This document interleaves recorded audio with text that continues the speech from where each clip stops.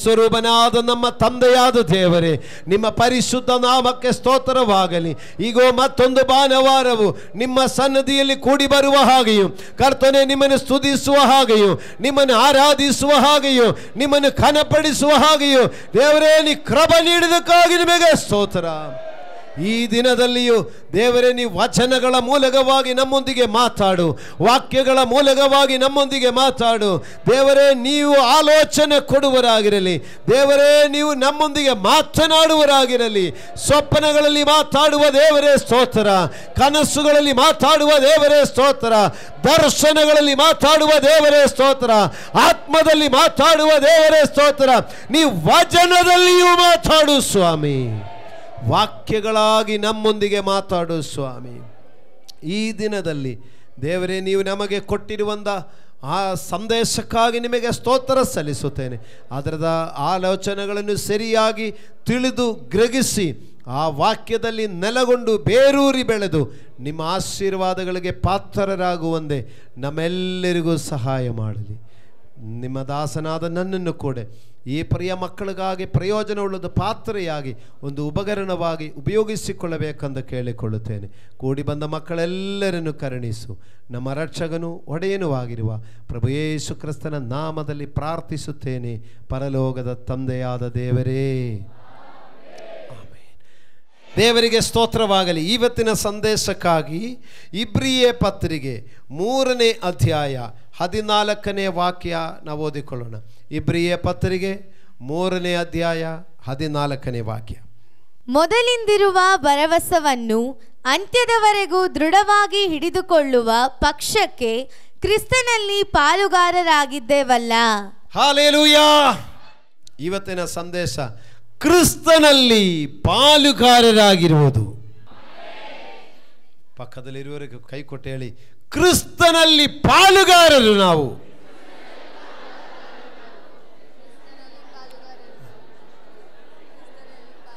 ಒಬ್ಬರಿಗೊಬ್ಬರಿಗೆ ಹೇಳಿ, ಕ್ರಿಸ್ತ ಯೇಸುವಿನಲ್ಲಿ ಪಾಲುಗಾರರು. ಹಾಲೆಲೂಯಾ. ಇವತ್ತಿನ ಸಂದೇಶ ಅದೇನೆ, ಕ್ರಿಸ್ತ ಯೇಸುವಿನಲ್ಲಿ ಪಾಲುಗಾರರಾಗಲಿಕ್ಕೆ ಕ್ರಿಸ್ತ ಯೇಸುವಿನಲ್ಲಿ ಏನೆಲ್ಲ ಇದೆ ಎಂದು ತಿಳ್ಕೊಂಡಿದರೆ ಅದೆಲ್ಲ ನಮಗೂ ಇರುತ್ತೆ ಅಂತ ಅರ್ಥ. ಯೇಸು ಕ್ರಿಸ್ತನಲ್ಲಿ ನಾವು ಪಾಲುಗಾರರು. ಯೇಸು ಕ್ರಿಸ್ತನಲ್ಲಿ ಪಾಲುಗಾರರು ಒಂದಿರುವಾಗ ಯೇಸು ಕ್ರಿಸ್ತನಲ್ಲಿ ಏನೆಲ್ಲ ಇದೆಯೋ ಎಂಬುದು ನಾವು ತಿಳ್ಕೊಂಡಿದರೆ ಅದೆಲ್ಲದರಲ್ಲಿಯೂ ನಮಗೂ ಪಾಲಿದೆ.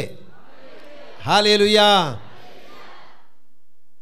ಯೇಸು ಕ್ರಿಸ್ತನಲ್ಲಿ ಇರುವಂಥ ವಿಷಯಗಳು ಹೇಳುವಾಗ ಸಾಮಾನ್ಯವಾಗಿ ನಿಮಗೆ ಗೊತ್ತಿರುವಂಥ ವಿಷಯಗಳೇ ಇರುತ್ತದೆ. ನೀವೇ ಹೇಳಿದರೆ ಚೆನ್ನಾಗಿ ಕಾಣಿಸುತ್ತದೆ. ಮೊದಲನೇದಾಗಿ ಕ್ರಿಸ್ತ ಯೇಸುವಿನಲ್ಲಿ ನಮಗೇನು ಸಿಕ್ಕುತ್ತೆ ಹೇಳಿ?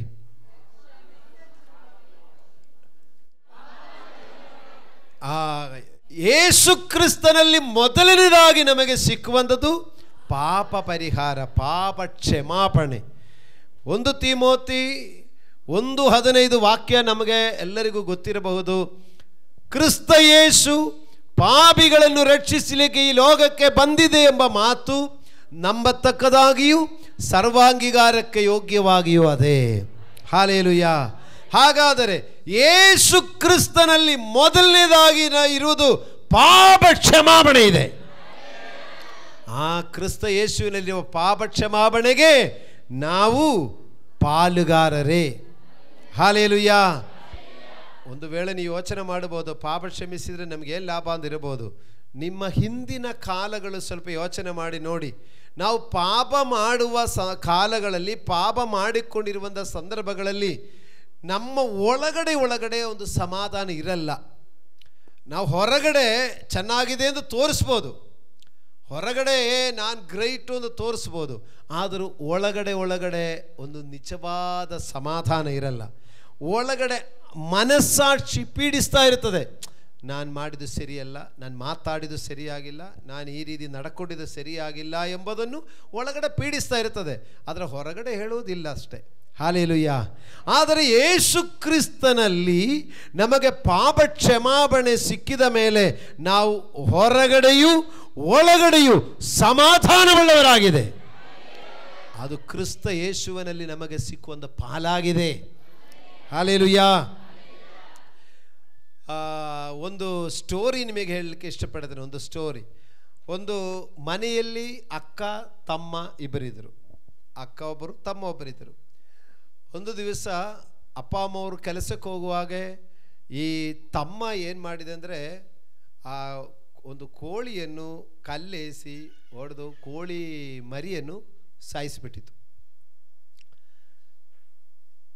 ಕೋಳಿ ಮರಿಯನ್ನು ಸಾಯಿಸಿಬಿಟ್ಟಿದ್ದಕ್ಕೆ ಅವರ ಅಕ್ಕನಿಗೆ ಹೇಳಿದೆ, ಅಕ್ಕ ನೋಡಿ, ಅಪ್ಪ ಅಮ್ಮ ಬರುವಾಗ ನೀನು ಹೇಳಬಾರ್ದು, ನಾನೇ ಸಾಯಿಸಿ ಅಂತ ಹೇಳಬಾರ್ದು, ಹೇಳಿದ್ರೆ ಅವ್ರು ನನ್ನ ಹೊಡೀತಾರೆ, ಅದಕ್ಕೆ ಅಕ್ಕ ನೀನು ದಯವಿಟ್ಟು ಹೇಳಬಾರ್ದು, ನೀನೇನು ಹೇಳಿದ್ರು ನಾನು ಕೇಳ್ತೀನಿ ಅಂತ ಹೇಳಿದ್ರು.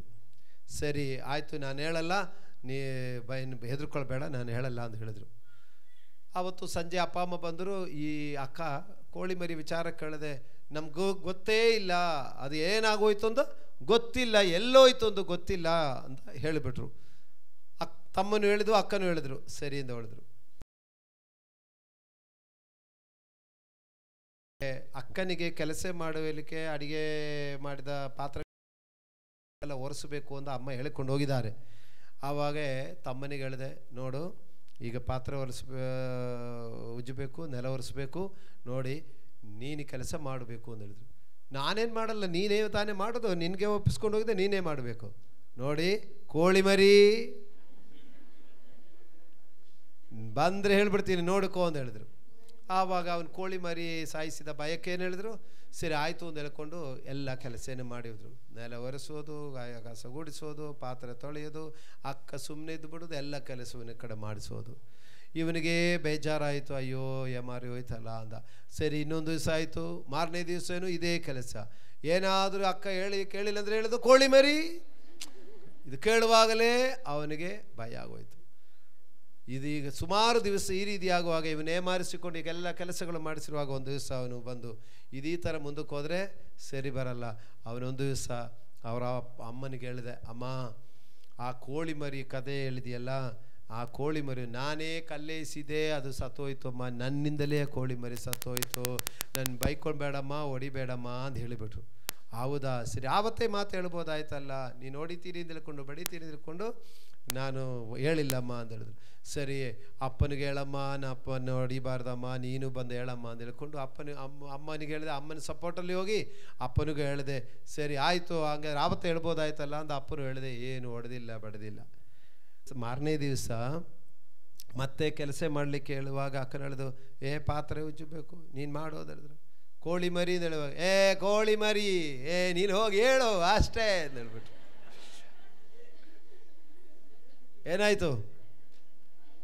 ಏನಾಯ್ತು ಪಾಪ ಕ್ಷಮಾಪಣೆ ಸಿಕ್ಕಿತು. ಒಪ್ಪಿ ವಿಧೇಯರಾಗಿದೆ, ಒಪ್ಪಿ ಅರಿಕೆ ಮಾಡಿದೆ, ವಿಧೇಯರಾಗಿದೆ, ಪರಿಹಾರ ಆಗೋಯ್ತು.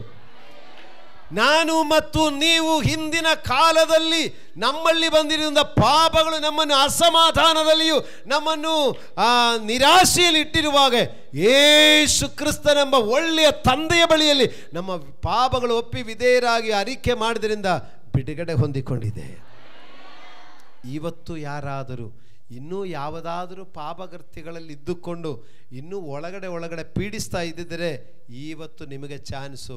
ಒಳ್ಳೆಯ ತಂದೆ ಹತ್ರ ಹೇಳಿಬಿಡು, ಅಪ್ಪ ನಿನಗೆ ವಿರುದ್ಧವಾಗಿ, ಪರಲೋಕಕ್ಕೆ ವಿರುದ್ಧವಾಗಿ ನಾನು ತಪ್ಪು ಮಾಡಿದೆ, ನನ್ನನ್ನು ಕ್ಷಮಿಸು ಎಂದು ಕೇಳಿದರೆ ಆ ಒಳ್ಳೆಯ ತಂದೆ ನಮ್ಮನ್ನು ಕ್ಷಮಿಸಿ ಸಕಲ ಅನೀತಿಯನ್ನು ಪರಿಹರಿಸಿ ನಮ್ಮನ್ನು ಶುದ್ಧಿ ಮಾಡಿಸಾರೆ. ಅದೇ ಕ್ರಿಸ್ತನಲ್ಲಿ ಸಿಕ್ಕುವಂಥ ಪಾಲು ಎಂಬುದನ್ನು. ಹಲ್ಲೆಲೂಯಾ. ಕ್ರಿಸ್ತ ಯೇಸುವಿನಲ್ಲಿ ಪಾಲುಗಾರರಾಗಿದ್ದೇವೆ. ಇವತ್ತು ಸೀರಿಯಸ್ ಆಗಿ ತಗೊಳ್ಳಿ ಮಕ್ಕಳೇ. ಯಾರಾದರೂ ಏನಾದರೂ ವಿಷಯಗಳಲ್ಲಿ ಇನ್ನೂ ನಿಮ್ಮಲ್ಲಿ ಒಂದು ತಪ್ಪಿನ ಒಂದು ಬಾಧೆ, ನಾವು ಮಾಡಿದ ತಪ್ಪಿನಿಂದ ಒಳಗಡೆ ನಾವು ಪೀಡಿಸ್ತಾ ಇದ್ದಿದ್ದರೆ ಕರ್ತನ ಮುಂಚೆ ಒಪ್ಪಿ ಅರಿಕೆ ಮಾಡು. ದೊಡ್ಡವರಾದರೂ ಸರಿ, ಚಿಕ್ಕವರಾದರೂ ಸರಿ, ಯಾರೇ ಆದರೂ ಸರಿ, ನಮ್ಮಲ್ಲಿ ಏನಾದರೂ ಒಂದು ಪಾಪ ಇನ್ನೂ ಮುಚ್ಚಿಟ್ಟುಕೊಂಡಿದ್ದರೆ, ತನ್ನ ಪಾಪಗಳನ್ನು ಮುಚ್ಚಿರುವವರಿಗೆ ಶುಭವಾಗುವುದಿಲ್ಲ ಅಂತ ಹೇಳ್ತಾರೆ. ಅವರಿಗೆ ಶುಭ ಇಲ್ಲ, ಅವರ ನೆಮ್ಮದಿ ಇಲ್ಲ, ಸಮಾಧಾನ ಇಲ್ಲ, ಸಂತೋಷ ಇಲ್ಲ. Hallelujah, hallelujah.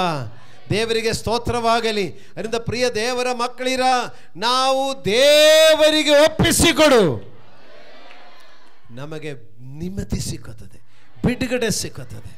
ಕ್ರಿಸ್ತ ಯೇಸುವಿನಲ್ಲಿ ಪಾಲುಗಾರರು. ಮೊದಲನೇದ ವಿಷಯ ಪಾಪ ಕ್ಷಮಾಪಣೆ. ಆಮೇಲೆ ಎರಡನೇದಾಗಿ ಯೇಸು ಕ್ರಿಸ್ತನಲ್ಲಿ ಇರೋದು ಏನು ಹೇಳಿ, ಬೇಗ ಹೇಳಿ. ಯೇಸು ಕ್ರಿಸ್ತನಲ್ಲಿ ಇರೋದು ನಮಗೆ ಸೌಖ್ಯ. ಯೆಶಾಯ ಪ್ರವಾದಿಯ ಪುಸ್ತಕ 53ನೇ ಅಧ್ಯಾಯ 5ನೇ ವಾಕ್ಯ ಹೇಳ್ತಾ ಇದೆ, ಆತನ ಬಾಸುಂಡಗಳಿಂದ ನಮಗೆ ಸುಖವಾಗಿದೆ. ಯೇಸು ಕ್ರಿಸ್ತನಲ್ಲಿ ಇರುವಂಥ ಪಾಲು ಬಗ್ಗೆನೇ ಇವತ್ತು ನಾವು ಹೇಳ್ತಾ ಇರೋದು. ಗಮನಿಸ್ಕೊಳ್ಳಿ. ಒಂದು, ಪಾಪ ಕ್ಷಮಾಪಣೆ. ಎರಡು, ರೋಗ ಸೌಖ್ಯ. ಯಾಕಂದರೆ ವಚನ ಹೇಳ್ತಾ ಇದೆ. ಜನ ಹೇಳೋದೇ ಇರ್ಬೋದು, ಚರ್ಚಕ್ಕೆ ಹೋದರೆ ಒಳ್ಳೇದಾಗತ್ತೆ, ಚರ್ಚಕ್ಕೆ ಹೋದರೆ ವಾಯಿಸಿ ಆಗತ್ತ ಅಂತ ಜನ ಹೇಳ್ಬೋದು. ನಾವು ವಾಕ್ಯ ಹೇಳ್ತಾ ಇದ್ದೀನಿ, ಆತನ ಬಾಸುಂಡಗಳಿಂದ ಸುಖವಾಗಿದೆ. ಹಲ್ಲೆಲೂಯ.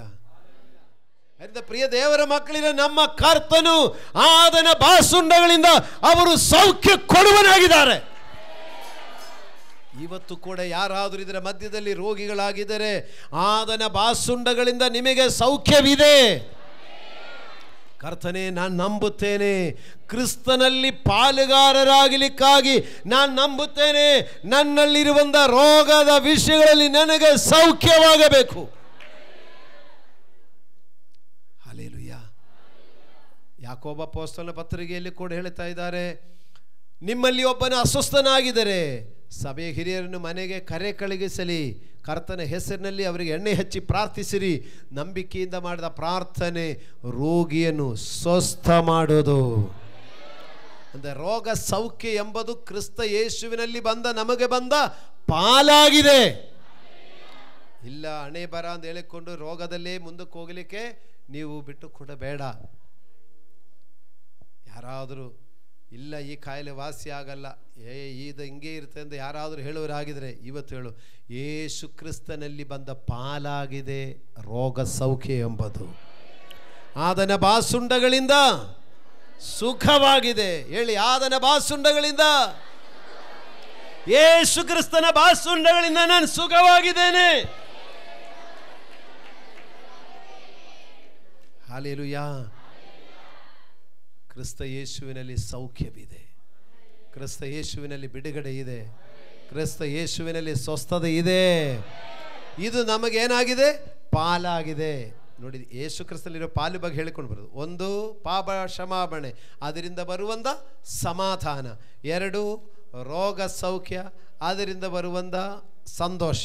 ಮೂರನೇದು, ಕ್ರಿಸ್ತ ಯೇಸು ಮುಖಾಂತರ ನಮಗೆ ಸಿಕ್ಕೋದು ನೋಡಿ, ಅಬ್ರಹಾಮನ ವಾಗ್ದಾನಗಳಲ್ಲಿ ಪಾಲುಗಾರರು. ಗಲಾತ್ಯ 3:29 ನೋಡಿ, ಗಲಾತ್ಯ 3:29. ನೀವು ಕ್ರಿಸ್ತನವರಾಗಿದ್ದರೆ ಅಬ್ರಹಾಮನ ಸಂತತಿಯವರು, ವಾಗ್ದಾನಕ್ಕನುಸಾರವಾಗಿ ಬಾಧ್ಯರೂ ಆಗಿದ್ದೀರಿ. Praise God. ಕ್ರಿಸ್ತವನವರಾಗಿದ್ದರೆ ಅಬ್ರಹಾಮನ ಸಂತತಿಯು ವಾಗ್ದಾನಕ್ಕನುಸಾರವಾಗಿ ಬಾಧ್ಯರೂ ಆಗಿದ್ದೀರಿ. ನೋಡಿ, ಕ್ರಿಸ್ತನಲ್ಲಿ ಬಾಧ್ಯರು, ಕ್ರಿಸ್ತ ಯೇಸುವಿನಲ್ಲಿ ಪಾಲುಗಾರರು. ಅಬ್ರಹಾಮನ ಆಶೀರ್ವಾದಗಳಲ್ಲಿ, ಅಬ್ರಹಾಮನಿಗೆ ಕೊಟ್ಟ ವಾಗ್ದಾನಗಳಲ್ಲಿ ಪಾಲುಗಾರರು. ನಾನು ಇದಕ್ಕೂ ಮುಂಚೆ ಎಷ್ಟೋ ಸಾರಿ ವಿಷಯ ಹೇಳಿದೆ. ನಿನ್ನ ಹೆಸರು ಪ್ರಖ್ಯಾತಿಪಡಿಸುತ್ತೇನೆ, ನಿನ್ನನ್ನು ದೊಡ್ಡ ಜನಾಂಗವಾಗಿ ಮಾಡುತ್ತೇನೆ, ನಿನ್ನನ್ನು ಆಶೀರ್ವಾದ ನಿಧಿಯಾಗಿ ಮಾಡುತ್ತೇನೆ, ನಿನ್ನ ಮೂಲಕ ಸಕಲ ಜನಾಂಗಗಳನ್ನು ಆಶೀರ್ವದಿಸುತ್ತೇನೆ. ಹಲ್ಲೆಲೂಯಾ. ನೋಡಿ, ಈ ವಾಗ್ದಾನಗಳು ಕ್ರಿಸ್ತನವರಾಗಿದ್ದರೆ, ನಾವು ಕ್ರಿಸ್ತ ಯೇಸುವಿನಲ್ಲಿ ಇದ್ದರೆ ಅಬ್ರಹಾಮನ ಸಂತತಿಯವರು, ವಾಗ್ದಾನಕ್ಕೆ ಬಾಧ್ಯರು ಆಗಿದ್ದೀರಿ. ಆದರೆ ಯೇಸು ಕ್ರಿಸ್ತನಲ್ಲಿ ಅಬ್ರಹಾಮನಿಗೆ ಬರುವ ಆಶೀರ್ವಾದ ನಮಗೆ ಬರುತ್ತದೆ. ಅದೇ ಇಬ್ರಿಯ ಪತ್ರಿಕೆಯಲ್ಲಿ ಹೇಳಿದು, ನಾವು ಕ್ರಿಸ್ತನೊಂದಿಗೆ ಪಾಲುಗಾರರು. ಮೂರನೇ ವಿಷಯ ಏನಿದೆ? ಸಮೃದ್ಧಿ ಎಂಬ ಆಶೀರ್ವಾದವೆಂಬ ಆ ಕ್ರಿಸ್ತನಲ್ಲಿ ಇರುವುದರಲ್ಲಿ ನಮಗೆ ಪಾಲುಗಾರರಾಗುತ್ತೇವೆ. ಈಗ ಬಾಡಿಗೆ ಕಟ್ಟಲಿಕ್ಕೆ ಕಷ್ಟ ಇರೋರು, ನಾನು ಅಬ್ರಹಾಮನ ಆಶೀರ್ವಾದ ಬೇಕು ಅಂತ ಕೇಳು. ಒಳ್ಳೆ ಊಟ ಮಾಡಲಿಕ್ಕೆ ಆಗದವ್ರು ಹೇಳು, ನಾನು ಅಬ್ರಹಾಮನ ಆಶೀರ್ವಾದದಲ್ಲಿ ಪಾಲುಗಾರರಾಗಬೇಕು. ಒಳ್ಳೆ ವಸ್ತ್ರ ಹಾಕ್ಕೊಳ್ಳಿಕ್ಕೆ ಆಗ್ತಾ ಇಲ್ಲ, ಬೆಲೆ ಇರುವಂಥ ವಸ್ತ್ರ ತೆಗೆದುಕೊಳ್ಳಿಕ್ಕೆ ಆಸೆ ಇದೆ, ಆಗುತ್ತಾ ಇಲ್ಲದಿದ್ದರೆ ಅಬ್ರಹಾಮನ ಆಶೀರ್ವಾದದಲ್ಲಿ ನಾನು ಪಾಲುಗಾರನಾಗಬೇಕು. ಈಗ ಹೇಳಿದೆಯಲ್ಲ, ನಾವು ಯಾವುದೇ ಭಾನುವಾರಗಳಲ್ಲಿ ವಾಕ್ಯ ಒಂದು ಪ್ರಸಂಗವಾಗಿ ನೀವು ಕೇಳಿಕೊಂಡು ಹೋಗಲಿಕ್ಕಲ್ಲ, ಆ ದಿವಸಕ್ಕೆ ಮಾತಾಡುವುದು, ಆ ದಿವಸಕ್ಕಿರುವಂಥ ಆ ದೈವ ಶಕ್ತಿಯಾಗಿ ನಾವು ಹೊಂದಿಕೊಳ್ಳಬೇಕು. ಇವತ್ತು ಹೇಳ್ತಾ ಇದೆ, ಕ್ರಿಸ್ತ ಯೇಸುವಿನಲ್ಲಿ ಪಾಲುಗಾರರು. ಒಂದು ಸಾರಿ ಕೂಡ ಹೇಳಿ, ಯೇಸು ಕ್ರಿಸ್ತನಲ್ಲಿ ಪಾಲುಗಾರರು. ಪಕ್ಕದಲ್ಲಿ ಇರುವವರೆಗೆ ಮುಖ ನೋಡಿಕೊಂಡು ಹೇಳಿ, ಯೇಸು ಕ್ರಿಸ್ತನಲ್ಲಿ ಪಾಲುಗಾರರು.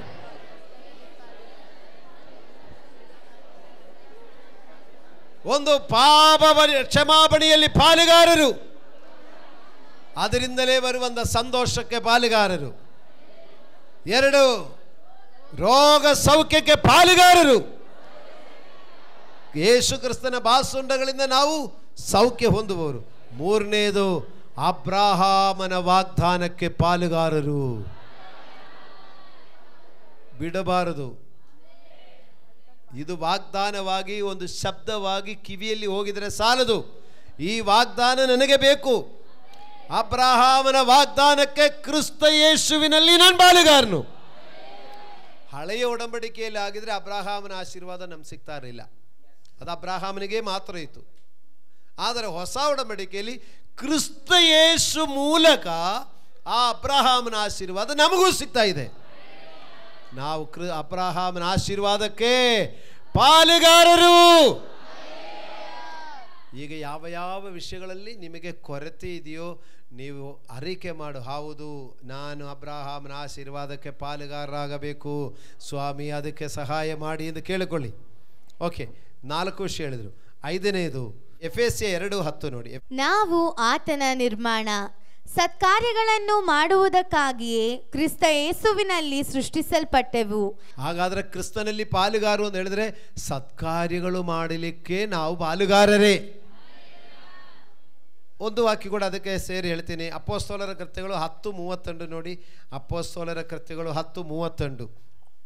ದೇವರು ನಜರೇತಿನ ಯೇಸುವನ್ನು ಪವಿತ್ರಾತ್ಮದಿಂದಲೂ ಬಲದಿಂದಲೂ ಅಭಿಷೇಕಿಸಿದನು. ದೇವರು ಆತನ ಸಂಗಡ ಇದ್ದದರಿಂದ ಆತನು ಉಪಕಾರಗಳನ್ನು ಮಾಡುತ್ತಾ ಸೈತಾನನಿಂದ ಬಾಧಿಸಲ್ಪಡುತ್ತಿರುವವರೆಲ್ಲರನ್ನು ಗುಣಮಾಡಿ ಯೇಸು ಕ್ರಿಸ್ತನು ಗ್ರಾಮಗಳು, ಹಳ್ಳಿ ಪಳ್ಳಿಗಳು, ಬೀದಿ ಬೀದಿಗಳು ಸಂಚರಿಸಿ ಸತ್ಕಾರ್ಯ ಮಾಡುತ್ತಾ ಇದ್ದರು. ಆ ಸತ್ಕಾರ್ಯಗಳು ಮಾಡಲಿಕ್ಕಾಗಿ ನೋಡಿ, ಎಫೆಸ್ಯ ಪತ್ರಿಕೆಯಲ್ಲಿ ಪೌಲಪೋಸ್ತಲ ಹೇಳ್ತಾನೆ, ಯೇಸು ಕ್ರಿಸ್ತನು ಮಾಡಿರುವ ಆ ಸತ್ಕಾರ್ಯಗಳಲ್ಲಿ ನಾವು ಪಾಲುಗಾರರೇ. ಎಂದೆಂದ ಸತ್ಕಾರ್ಯಗಳು? ರೋಗಿಗಳನ್ನು ಸ್ವಸ್ಥ ಮಾಡುವ ಸತ್ಕಾರ್ಯ, ದೆವ್ವಗಳನ್ನು ಬಿಡಿಸುವಂಥ ಸತ್ಕಾರ್ಯಗಳು, ಸುವಾರ್ತೆ ಸಾರುವಂಥ ಸತ್ಕಾರ್ಯಗಳು, ಮತ್ತು 2 ವಸ್ತ್ರ ಇರುವವರು 1 ಇಲ್ಲದವರಿಗೆ ಕೊಡುವಂಥ ಸತ್ಕಾರ್ಯಗಳು, ಹಸಿದವನಿಗೆ ಆಹಾರ ಕೊಡುವಂಥ ಸತ್ಕಾರ್ಯಗಳು. ಇದು ಮಾಡಲಿಕ್ಕಾಗಿ ಯೇಸು ಕ್ರಿಸ್ತನಲ್ಲಿ ನಮ್ಮನ್ನು ಸೃಷ್ಟಿಸಬೇಡಿದ್ದಾರೆ. ಆವಾಗಾದರೆ ಹೇಳಿ, 4ನೇ ಆಶೀರ್ವಾದ ಕ್ರಿಸ್ತನಲ್ಲಿ 4ನೇ ಪಾಲು ಸತ್ಕಾರ್ಯ ಮಾಡುವಂಥ ಪಾಲು. ಹಾಗಾದರೆ ಇವತ್ತು ಯೋಚನೆ ಮಾಡಿ, ನಿಮಗೆ ಮಾಡಲಿಕ್ಕೆ ಆಗತ್ತಾ ಇದೆಯೋ? ಈಗ ಒಂದು ವೇಳೆ ನಮಗೆ ಆಸೆ ಇದೆ, ಪಾಪ ಅವ್ರನ್ನೊಬ್ಬರನ್ನು ನೋಡುವಾಗೆ ಅವ್ರಿಗೇನೋ ಒಂದು ಹೆಲ್ಪ್ ಮಾಡಬೇಕು ಅಂತ, ಆದರೆ ಇಲ್ಲವೇ ಆ ಥರ ಭಾವನೆ ಇದ್ದರೆ ಇವತ್ತು ವಾಕ್ಯ ಹೇಳ್ತಾ ಇದೆ, ಸತ್ಕಾರ್ಯ ಮಾಡಲಿಕ್ಕೆ ಯೇಸು ಕ್ರಿಸ್ತನಲ್ಲಿ ಕರೆಯಲ್ಪಟ್ಟಿದ್ದಾರೆ, ಅದಕ್ಕೆ ನಾವು ಪಾಲುಗಾರರಾಗಿದ್ದೇವೆ. ದೇವಾಲಯ ಕಟ್ಟಲಿಕ್ಕೆ ದಾವೀದನು ಎಲ್ಲ ಸಿದ್ಧತೆ ಮಾಡಿದರು. ದಾವೀದನ ಕೈಯಲ್ಲಿ ದೇವರು ಆಲಯ ಕಟ್ಟಲಿಕ್ಕೆ ಬಿಟ್ಟು ಕೊಟ್ಟಿಲ್ಲ. ನಿನ್ನ ಕೈಯಲ್ಲಿ ಇದಾಗಲ್ಲ, ನಿನ್ನ ಮಗನ ಕೈಯಿಂದಲೇ ನಾನು ಈ ಆಲಯ ಕಟ್ಟುವುದು ಅಂತ ಹೇಳಿದರು. ನೀವು ಆಲಯ ಕಟ್ಟಲಿಕ್ಕೆ ಒಂದು ಅವಕಾಶ ಸಿಕ್ಕಿದರೆ ನಿಮಗೊಂದು ಸತ್ಕಾರ್ಯ ಮಾಡಲಿಕ್ಕೆ ಒಂದು ಅವಕಾಶ ಸಿಕ್ಕಿದೆ ಅಂತ ಅರ್ಥ. ಇದು ಸಾಮಾನ್ಯವಾದ ವಿಷಯವಲ್ಲ. ದೇವರ ಆಲಯ ಕಟ್ಟಲಿಕ್ಕಾಗಿ ದೇವರು ಅಪ್ಪಣೆ ಕೊಡುವವರಿಗೆ, ದೇವರ ಅನುಮತಿ ಕೊಡುವವರಿಗೆ ಸಾಧ್ಯ ಆಗೋದು. ನೋಡಿ, ಒಂದು ಆಲಯ ಕಟ್ಟಲಿಕ್ಕಾಗಿ ಅದರಲ್ಲಿ ಪಾಲುಗೊಳ್ಳುವ ಹಾಗೆ ನಿಮಗೂ ಒಂದು ಅವಕಾಶ ಸಿಕ್ಕಿದರೆ ಯೇಸು ಕ್ರಿಸ್ತನಲ್ಲಿ ನೀವು ಪಾಲುಗಾರರಾಗಿದ್ದೇವೆ. ಈ ಸತ್ಕಾರ್ಯದಲ್ಲಿ ನೀವು ಪಾಲುಗಾರರಾಗಬೇಕು. ಅದಕ್ಕಾಗಿ ಸೃಷ್ಟಿಸಲ್ಪಟ್ಟಿದ್ದಾರೆ. ಅದೇ ಥರ ನೋಡಿ, ರೋಗಿಗಳನ್ನು ಸ್ವಸ್ಥ ಮಾಡುವ ವರ ದೇವರು ಕೊಟ್ಟಿದ್ದಾರೆ. ಯೇಸು ಕ್ರಿಸ್ತನಲ್ಲಿ ಇದೆ ರೋಗಿಗಳನ್ನು ಸ್ವಸ್ಥ ಮಾಡುವ ವರ. ಆ ವರ ನಾವೇನು ಮಾಡಬೇಕು? ಸತ್ಕಾರ್ಯ ಮಾಡಲಿಕ್ಕಾಗಿ ಕರೆದಿದ್ದಾರೆ ದೇವರು ನಮ್ಮನ್ನು. ಅದಕ್ಕೆ ನಾವು ಪಾಲುಗಾರರೇ. ನೀವು ಪ್ರಯತ್ನ ಪಡಿ. ಹಲ್ಲೆಲೂಯಾ. ಒಬ್ಬರಿಗೂ ಹುಷಾರಿಲ್ಲದಿರುವಾಗ ಅವರಿಗಾಗಿ ನೀವು ಪ್ರಾರ್ಥನೆ ಮಾಡು. ಅವರು ಸೌಖ್ಯ ಆಗುತ್ತೋ ಬಿಡುಗಡೆ ಆಗುತ್ತೋ, ನಾನು ಹೇಳಿದ ಮೇಲೆ ಬಿಡುಗಡೆ ಆಗಿಲ್ಲ ಅಂದರೆ ಮರ್ಯಾದೆ ಹೋಗುತ್ತಲ್ಲ, ಕೇವಲ ಆಗುತ್ತಲ್ಲ ತಿಳ್ಕೊಳ್ಬೇಡ. ನೀವು ಪ್ರಾರ್ಥಿಸುವುದು ಮಾಡಿ, ಉಳಿದದ್ದು ಯಾರು ಮಾಡ್ತಾರೆ? ದೇವರು ಮಾಡಿಕೊಳ್ತಾರೆ. ಯಾಕಂದರೆ ಯೇಸು ಸತ್ಕಾರ್ಯಗಳನ್ನು ಮಾಡುವರಾಗಿ ಉಪಕಾರಗಳು ಮಾಡುವರಾಗಿ ಸಂಚರಿಸಿದರು. ಆ ಎಲ್ಲ ಕಡೆ ಪ್ರಯಾಣ ಮಾಡಿಕೊಂಡು ಸತ್ಕಾರ್ಯ ಮಾಡಿದರು. ಪ್ರಿಯ ದೇವರ ಮಕ್ಕಳಿರ, ಇವತ್ತು ಕರ್ತನು ನಿಮಗೆ ಸತ್ಕಾರ್ಯ ಮಾಡಲಿಕ್ಕಾಗಿ ನಿಮ್ಮನ್ನು ಪಾಲುಗಾರರಾಗಿ ಕರೆದಿದ್ದೇವೆ. ನಾನು ಒಂದು ಮಾತು ನಿಮ್ಮನ್ನು ಕೇಳ್ತೀನಿ, ನಿಮಗೆ ಎಷ್ಟು ಜನರಿಗೆ ಮತ್ತೊಬ್ಬರಿಗೆ ಉಪಕಾರ ಮಾಡಬೇಕು ಅಂತ ಆಸೆ ಇದೆ? ಮತ್ತೊಬ್ಬರಿಗೆ ಉಪಕಾರ ಮಾಡಬೇಕು ಅಂತ ಆಸೆ ಇದೆಯಾ? ಸುಮಾರು ಜನರಿಗೆ ಮತ್ತೊಬ್ಬರಿಗೆ ಉಪಕಾರ ಮಾಡಲಿಕ್ಕೆ ಆಸೆ ಇದೆ. ಕೊಡಿರಿ ಕೊಡಲ್ಪಡುವುದು. ಮನುಷ್ಯರು ನಿಮಗೆ ಏನು ಮಾಡಬೇಕೆಂದು ಭಾವಿಸುತ್ತೀರೋ ಅದನ್ನೇ ಅವರಿಗೆ ಮಾಡಿರಿ ಎಂದು. ಹಲ್ಲೆಲೂಯಾ. ನಾವು ಕೊಡುವಾಗಲೇ ಕೊಡಲ್ಪಡೋದು. ನಾವು ಸತ್ಕಾರ್ಯಗಳು ನಾವು ಮಾಡಿ ನೋಡಿ, ನಮಗೆ ಬೇರೊಬ್ಬರು ಸತ್ಕಾರ್ಯ ಮಾಡ್ತಾರೆ. ಅರ್ಥ ಆಗ್ತಾ ಇದೆಯಾ? ನಾವು ಮತ್ತೊಬ್ಬರಿಗೆ ಸತ್ಕಾರ್ಯಗಳು ಮಾಡಿ ನೋಡಿ, ಅವರು ನಮಗೆ ಸತ್ಕಾರ್ಯ ಮಾಡ್ತಾರೆ. ಒಂದು ವೇಳೆ ಅವರೇ ಆಗಿರುವುದಿಲ್ಲ, ಬೇರೆಯವರಾಗಿರಬಹುದು. Hallelujah, hallelujah. ದೇವರಿಗೆ ಸ್ತೋತ್ರವಾಗಲಿ. ಪ್ರಿಯ ದೇವರ ಮಕ್ಕಳಿರ, ನೋಡಿ, ನಾವು ಸತ್ಕಾರ್ಯಗಳು ಮಾಡಲಿಕ್ಕಾಗಿ ಆ ವಾಕ್ಯ ನೋಡಿ ಸೃಷ್ಟಿಸಲ್ಪಟ್ಟಿದೆ. ದೇವರ ಮಕ್ಕಳು, ಕ್ರೈಸ್ತವ ಮಕ್ಕಳದ ಒಂದು ವಿಶೇಷತೆಯಾಗಿರಬೇಕು, ಒಂದು ಸ್ಪೆಷಲ್ ಆಗಿರಬೇಕು ಸತ್ಕಾರ್ಯ ಮಾಡೋದು. ಹೀಗೆ ಇಡೀ ವಿಶ್ವದಲ್ಲಿ ಹೆಚ್ಚಿನ ವಿದ್ಯಾಭ್ಯಾಸ ಸ್ಥಾಪನೆಗಳಿರುವುದು ಕ್ರೈಸ್ತವ ಮ್ಯಾನೇಜ್ಮೆಂಟಲ್ಲಿರೋದು. ಹೆಚ್ಚಿನ ಆಸ್ಪತ್ರೆಗಳು ನಡೆಸೋದು ಕ್ರೈಸ್ತವ ಸ್ಥಾಪನೆಗಳು. ಒಂದು ಅನಾಥಾಶ್ರಮಗಳು ನಡೆಸೋದು ಕ್ರೈಸ್ತವ ಸ್ಥಾಪನೆಗಳು. ಹೀಗೆ ಅದು ನೋಡಿಕೊಂಡು ಬೇರೆಯವರು ಈಗ ಮಾಡ್ತಾ ಇದ್ದಾರೆ, ಶುರು ಮಾಡಿದ್ದಾರೆ. ಆದರೆ ಪ್ರಾರಂಭದ ದಿನಗಳಲ್ಲಿ ನೋಡಿ, ಎಲ್ಲಿ ನೋಡಿದರೂ ಕ್ರೈಸ್ತವ ಮಕ್ಕಳಿಗೆ ಮತ್ತೊಬ್ಬರಿಗೆ ಸಹಾಯ ಮಾಡುವಂಥ ಮನಸ್ಸು ಇದೆಲ್ಲಿಂದ ಬಂದಿದೆ? ನಾವು ಅದಕ್ಕಾಗಿ ಕ್ರಿಸ್ತ ಯೇಸುವಿನಲ್ಲಿ ಸೃಷ್ಟಿಸಲ್ಪಟ್ಟವರು. ಇದು ನಮ್ಮಲ್ಲಿ ಇಲ್ಲದಿದ್ದರೆ ಎಲ್ಲೋ ನಮಗೆ ಕೊರತೆ ಇದೆ ಅಂತ ತಿಳ್ಕೊಳ್ಬೇಕು. ದಯವಿಟ್ಟು ಅರ್ಥ ಮಾಡಿ. ನಾವು ಮತ್ತೊಬ್ಬರಿಗೆ ಸಹಾಯ ಮಾಡೋರಾಗಿರಬೇಕು, ಮತ್ತೊಬ್ಬರಿಗೆ ಉಪಕಾರ ಮಾಡುವರಾಗಿರಬೇಕು, ಮತ್ತೊಬ್ಬರಿಗೆ ಅನುಕೂಲ ಮಾಡುವರಾಗಿರಬೇಕು. ಹಲ್ಲೆಲೂಯಾ. ಆ ಮಾತು ಮತ್ತು ನಾನು ಹೇಳ್ತೀನಿ, ಅದಕ್ಕಾಗಿ ಸೃಷ್ಟಿಸಲ್ಪಟ್ಟಿದೆ. ಕ್ರೈಸ್ತವ ಮಕ್ಕಳದ ಧರ್ಮನೇ ಮತ್ತೊಬ್ಬರಿಗೆ ಉಪಕಾರ ಮಾಡೋದು. ಯೇಸು ಕ್ರಿಸ್ತನು ತನ್ನನ್ನೇ ಬಲಿಯಾಗಿ ಅರ್ಪಿಸಲ್ಕೊಟ್ಟಿದ್ದಾರೆ, ತನ್ನ ಪ್ರಾಣವನ್ನು ಕೊಟ್ಟಿದ್ದಾರೆ, ತನ್ನ ರಕ್ತ ಕೊಟ್ಟಿದ್ದಾರೆ. ಆ ಒಳ್ಳೆಯ ತಂದೆಯ ಮಕ್ಕಳಾದ ನಮ್ಮಲ್ಲಿ ಇರಬೇಕಾದ ಗುಣ ಸತ್ಕಾರ್ಯಗಳು ಮಾಡಬೇಕಾಗಿದೆ.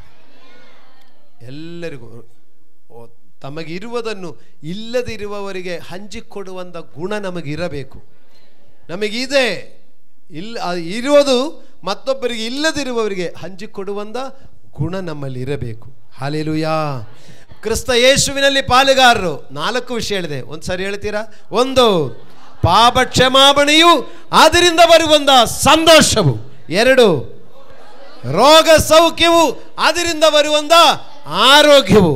3, ಅಬ್ರಹಾಮನ ವಾಗ್ದಾನದಲ್ಲಿ ಪಾಲುಗಾರರು ಅದರಿಂದ ಬರುವಂಥ ಆಶೀರ್ವಾದಗಳು. 4ನೇದು ಸತ್ಕಾರ್ಯಗಳು ಮಾಡುವುದು ಅದರಿಂದ ಸಿಕ್ಕುವಂಥ ಆ ಸಂತೋಷವು. ನೀವು ಹೇಳಿ, ಒಬ್ಬರಿಗೆ ಉಪಕಾರ ಮಾಡುವಾಗ ನಮಗೆ ಸಂತೋಷ ಆಗುತ್ತಾ ಬೇಜಾರಾಗುತ್ತಾ? ನಾವು ಮತ್ತೊಬ್ಬರಿಗೆ ಉಪಕಾರ ಮಾಡುವ ನಮ್ಮ ಮನಸ್ಸು ಆನಂದ ಪಡುತ್ತದೆ ನೋಡಿ. ಪರೋಪಕಾರ ಮಾಡೋದು ಮತ್ತು ಅದರಲ್ಲಿ ಸಂತೋಷವು. ಈಗ ಎಷ್ಟು ವಿಷಯ ಆಯಿತು? 4 ವಿಷಯ. ಇದು ಏನೆಲ್ಲ ಇದೆ? ಈ 4 ವಿಷಯಗಳು ಏನಾಗಿದೆ? ಕ್ರಿಸ್ತ ಯೇಸುವಿನಲ್ಲಿ ನಾವು ಪಾಲುಗಾರರು ನೋಡಿ. ಮತ್ತು 5ನೇ ವಿಷಯಗಳು ಹೇಳ್ತಾನೆ, ನಿತ್ಯ ಜೀವ.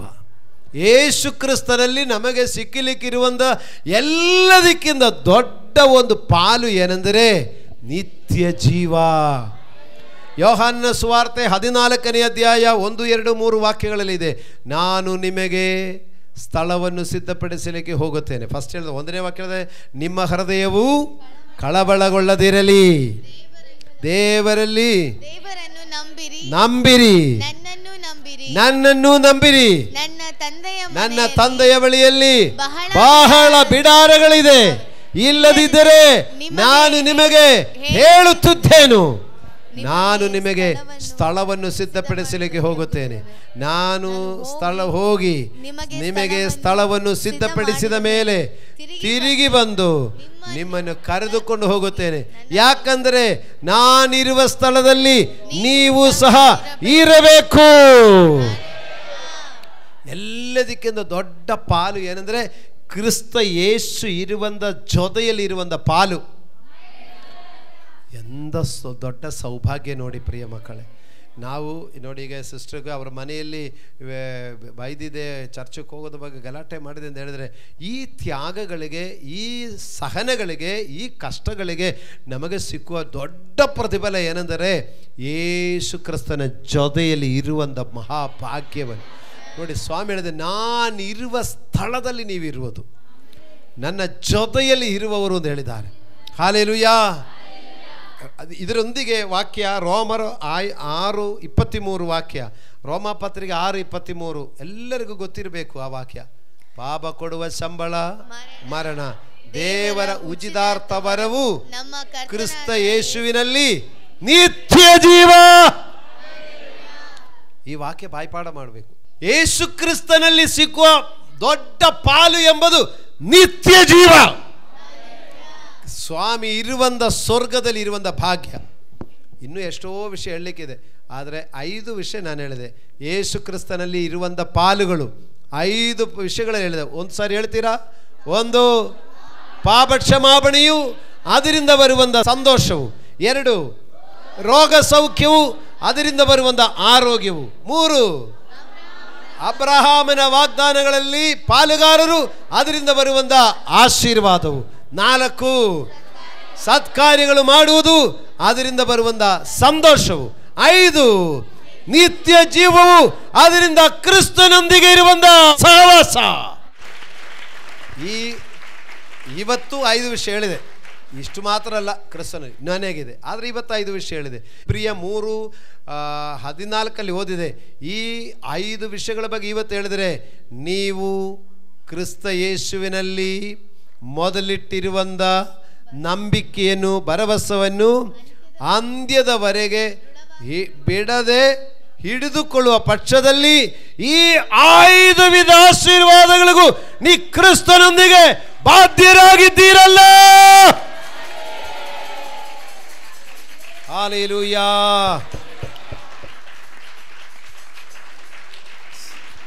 ಪ್ರಿಯ ದೇವರ ಮಕ್ಕಳೇ, ಸ್ವೀಕರಿಸು ಈ 5 ವಿಧ ಆಶೀರ್ವಾದಗಳಲ್ಲಿ ನೀ ಪಾಲುಗಾರರಾಗಿದ್ದೀರಿ. ಆದರೆ ಹೀಗೆ ಇದರ ಮಧ್ಯದಲ್ಲಿ ನಿಮ್ಮಲ್ಲಿ ಕೆಲವರಾದರೂ ಹೇಳ್ಬೋದು, ಪಾಸ್ಟ್ರೇ ಹೇಳುವುದಕ್ಕೆ ಏನು ಕಡಿಮೆ ಇಲ್ಲ, ನೀವು ಹೇಳೋದಲ್ಲ ಹೇಳ್ತೀರಾ, ನಾನು ಅನುಭವಿಸುವ ಕಷ್ಟ ನನಗೆ ಗೊತ್ತು, ನನ್ನ ಜೀವನದ ಸಮಸ್ಯೆ ನನಗೆ ಗೊತ್ತು ಅಂತ ನೀವು ಯಾರಾದರೂ ಹೇಳುವವರೆಗಿದ್ದರೆ, 14ನೇ ವಾಕ್ಯದ ಪ್ರಾರಂಭದಲ್ಲಿ ಏನೆಂದರೆ, ಮೊದಲಿರುವ ಭರವಸೆ ಅಂತ್ಯದವರೆಗೂ ದೃಢವಾಗಿ ಹಿಡಿದುಕೊಳ್ಳುವ ಪಕ್ಷದಲ್ಲಿ. ಪ್ರಿಯ ದೇವರ ಮಕ್ಕಳಿರ, ಗಮನಿಸಿ, ನೀವು ಯೇಸು ಕ್ರಿಸ್ತನನ್ನು ನಂಬಿದ, ಸ್ವೀಕರಿಸಿದ ಪ್ರಾರಂಭದ ದಿನಗಳನ್ನು ಯೋಚನೆ ಮಾಡಿ. ಫಸ್ಟು ದೀಕ್ಷಾಸ್ನಾನ ಮಾಡಲಿಕ್ಕೆ ಹೇಳುವಾಗ ಅವರು ನಮಗೆ ಒತ್ತಾಯ ಮಾಡೋದು, ನನಗೂ ದೀಕ್ಷಾಸ್ನಾನ ಕೊಡಬೇಕು ಪಾಸ್ಟರ್, ನನಗೆ ಕೊಡಬೇಕು ಪಾಸ್ಟರ್ ಅಂತ ಎಷ್ಟೋ ಜನ ಒತ್ತಾಯ ಮಾಡೋದು. ಇಲ್ಲ, ನೀವು ಇನ್ನೂ ಸ್ವಲ್ಪ ದಿವಸ ಹೋಗಬೇಕು, ಇನ್ನೂ ಸ್ವಲ್ಪ ಕಲಿಬೇಕು, ಇನ್ನೂ ಸ್ವಲ್ಪ ತಿಳ್ಕೊಳ್ಬೇಕು ಅಂದಲ್ಲಿ ನಾವು ಹೇಳುವಾಗ, ಇಲ್ಲ ನಾವು ಮಾಡ್ತೀನಿ, ಏನು ಹೇಳಿದ್ರು ಕೇಳ್ತೀನಿ ಅಂತ. 3 ದಿವಸ ಉಪವಾಸ ಮಾಡಬೇಕು, 3 ಅಲ್ಲ 5 ದಿವಸ ಮಾಡಲಿಕ್ಕೆ ರೆಡಿ ಇದ್ದೀನಿ. ಹಲ್ಲೆಲೂಯಾ. ಆದರೆ ಆ ಭರವಸೆ, ಆ ಉತ್ಸಾಹ ಈಗ ಇದೆಯೋ ಎಂಬುದನ್ನು ನಾವು ಪ್ರತಿಯೊಬ್ಬರು ಪರೀಕ್ಷಿಸಿರಿ. ಮೊದಲಿರುವ ಭರವಸೆ ಅಂತ್ಯದವರೆಗೂ ದೃಢವಾಗಿ ಹಿಡಿದುಕೊಳ್ಳಬೇಕು. ಇದರಲ್ಲಿ ದಯವಿಟ್ಟು ನೋಡಿ, ಈ ವಿಷಯದಲ್ಲಿ ಸ್ವಲ್ಪ ನಾವು ಸರಿಯಾಗಿ ಪರೀಕ್ಷಿಸಿಕೊಂಡಿದ್ದರೆ ಯೇಸು ಕ್ರಿಸ್ತನಲ್ಲಿ ಪಾಲುಗಾರರು. ದಯವಿಟ್ಟು ಅರ್ಥ ಮಾಡಿ. ನಾವು ಯಾಕೆ ಕ್ರಿಸ್ತನಲ್ಲಿ ಪಾಲುಗಾರರಾಗುತ್ತಾ ಇಲ್ಲ ಎಂಬುದನ್ನು ಒಂದು ಕ್ವಶ್ಚಿನ್ ಹಾಕುವಾಗೆ ಮೊದಲಿರುವ ಭರವಸೆಯಲ್ಲಿ ನಾವು ದೃಢವಾಗಿರೋದು ಸ್ವಲ್ಪ ಕಡಿಮೆ ಮಾಡಿದೆಯೋ ಎಂಬುದು ಪರೀಕ್ಷಿಸಿರಿ ಪ್ಲೀಸ್. ನಾವು ಅಬ್ರಹಾಮನ ಆಶೀರ್ವಾದಕ್ಕೆ ಬರಬೇಕು. ನಾವಿನ್ನೂ ರೋಗಿಗಳಾಗಿರ್ಲಿಕ್ಕೆಲ್ಲ ಸೌಖ್ಯ ಹೊಂದಬೇಕು. ನಾವಿನ್ನೂ ಪಾಪದ ವಿಷಯಗಳಲ್ಲಿ ಇರಬೇಕಾದವರು, ಅದರಿಂದ ನಿರಾಶೆಯಲ್ಲಿ ಇರಬೇಕಾದವರೆಲ್ಲ ನಾವು ಸಮಾಧಾನ ಪಡುವವರಾಗಿರಬೇಕು. ಹಲ್ಲೆಲೂಯಾ. ನೋಡಿ, ಕ್ರಿಸ್ತ ಯೇಸುವಿನಲ್ಲಿ ನಮಗೆ ಇನ್ನೂ ಸ್ವಾತಂತ್ರ್ಯ ಇಲ್ಲದೆ ಯಾಕೆ ನಾವು ಟೆನ್ಷನಲ್ಲಿ ಕಾಲ ಕಳೆಯಬೇಕು? ಇನ್ನೂ ನಾವು ನಿರಾಶೆಯಲ್ಲಿ, ದುಃಖದಲ್ಲಿ.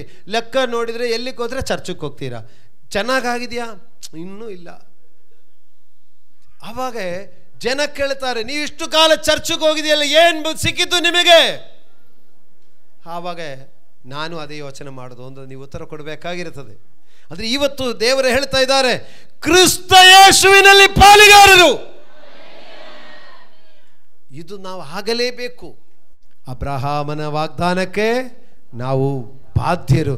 ಇನ್ನು ವ್ಯರ್ಥವಾಗಿ ನಮ್ಮ ಕೈಯಿಂದ ಹೋಗದ ಹಾಗೆ ನಮ್ಮ ಕರ್ತನು ಮಾಡಿದ್ದಾರೆ, ಮಾಡಲೇಬೇಕು. ಮೊದಲಿರುವ ಭರವಸೆ ಅಂತ್ಯದವರೆಗೂ ದೃಢವಾಗಿ ಹಿಡಿದುಕೊಳ್ಳುವ ಪಕ್ಷಕ್ಕೆ ಕ್ರಿಸ್ತನಲ್ಲಿ ನೀವು ಪಾಲುಗಾರರೇ.